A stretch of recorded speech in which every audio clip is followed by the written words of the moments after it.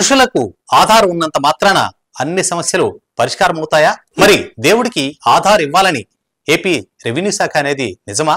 రాష్ట్ర వ్యాప్తంగా లక్షల ఎకరాల దేవాలయ భూములు ఇప్పుడు వెబ్లాండ్ లో నమోదు కావాలంటే ఆధార్ తప్పనిసరి అని అంటున్నారు. మరి దేవుడికి ఆధార్ నంబరు ఎలా వస్తుంది? అనేక ప్రశ్నలు ఇప్పుడు సమాధానం కోసం ఎదురు చూస్తూ ఉన్నాయి.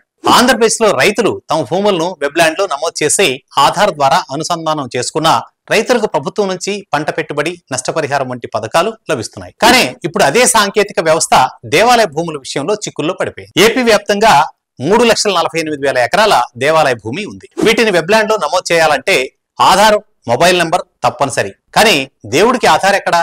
మొబైల్ నంబర్ ఎవరిది? కొన్ని ఆలయ భూములను శివస్వామి, వెంకటేశ్వర స్వామి, గణపతి స్వామి పేర్లతో నమోదు చేసి అర్చకుల ఆధార్తో సీడింగ్ చేశారు. దీనివల్ల ఆ అర్చకుల పేర్లపై 20 నుంచి 60 ఎకరాల భూమి కనబడుతోంది. దీంతో వారు ప్రభుత్వ పథకాల కోసం అర్హులు కాకుండా పోయారు. ఇది భక్తి సమస్య కాదు, ఇది భూక్షేత్రంలో దేవుడు ఉన్నారా అనేది ప్రభుత్వం వేసిన పరీక్ష. ఈ వ్యవస్థలో భక్తుల కంటే అధికంగా భూములే కీలకం అయిపోయాయి. దేవుడి మాన్యాలు తమ పేర్లపై కనిపించడంతో మేము రైతుల మా ఆధార్లో ఈ భూములు ఎందుకు అని పలువురు అర్చకులు ప్రభుత్వాన్ని కోరుతున్నారు. తమ ఆధార్ నుంచి భూములను తొలగించమని వారు వేడుకుంటున్నారు. రెవెన్యూ వర్గాలు దేవుళ్ల పేరుతో ప్రత్యేక ఆధార్ జారీ చేయాలని సూచిస్తున్నాయి. కానీ ఇది ఎంతవరకు చట్టపరంగా సాధ్యం? మొబైల్ నంబర్ లేకుండా ఓటీపీ ఆధారిత వ్యవస్థలు ఎలా పనిచేస్తాయి? ఇప్పుడది మరో దుమారం. ఇప్పుడు పాలకుల ముందున్న సమస్య భూముల భద్రత లేక భక్తుల నమ్మకమా? అదీ కాక ప్రభుత్వం వేసే నూతన సాంకేతిక జాలమా?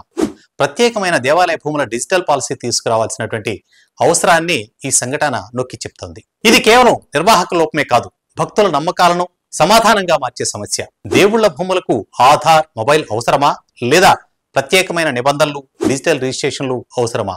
ఇప్పుడు ఏపీ కూటమి ప్రభుత్వం సమాధానం చెప్పాల్సిన సమయం వచ్చింది.